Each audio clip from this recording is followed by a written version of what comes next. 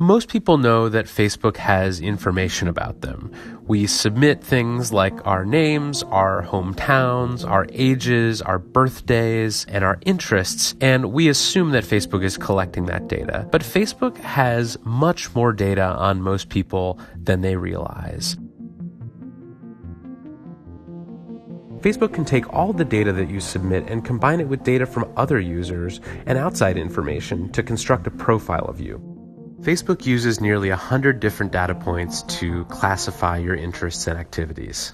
This would include basic stuff like your age and gender, but also more complicated information like whether you own a motorcycle or you recently went on vacation, or whether you're a gadget geek. Researchers have found that by using signals such as your likes and interactions, Facebook could tell if you were in a relationship or going through a breakup. Facebook doesn't just know who you are, it also knows where you are. If you have location tracking turned on, Facebook collects an enormous amount of location data about where you're going, where you came from, where you live, where you work, what restaurants and businesses you tend to go to, and they use this information to target ads at you. And location data could reveal other people who live in your house, even if you're not connected to them on Facebook. Now, obviously, Facebook knows what its users buy when they click on ads from Facebook. But what most people don't realize is that they have ways of tracking your offline purchases as well.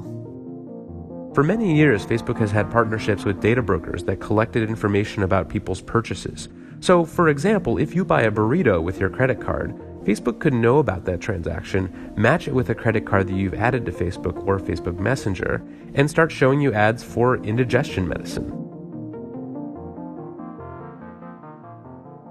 One of the most controversial parts of Facebook data collection is a feature called People You May Know. And this is where Facebook uses many different signals of what it knows about you to determine who else you might be connected to.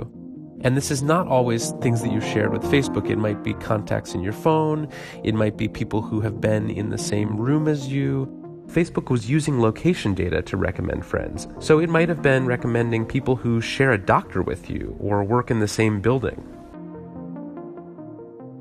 Facebook can also be used to compile data about your political activity, like protests or marches you go to. In one case in 2016, the ACLU found that 500 police organizations had signed up for a service called Geophedia, which scraped data from social networks like Facebook, Twitter, and Instagram to help officers look for users who might be in a specific location or attending a specific protest. For example, Geophedia claimed it helped the Baltimore Police Department monitor and respond to the protests after the death of Freddie Gray. Facebook doesn't just know who you are, where you are, and what you buy.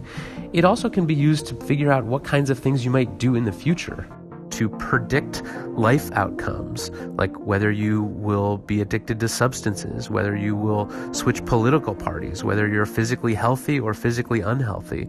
These are all part of the information that advertisers love to know because it helps them better target users.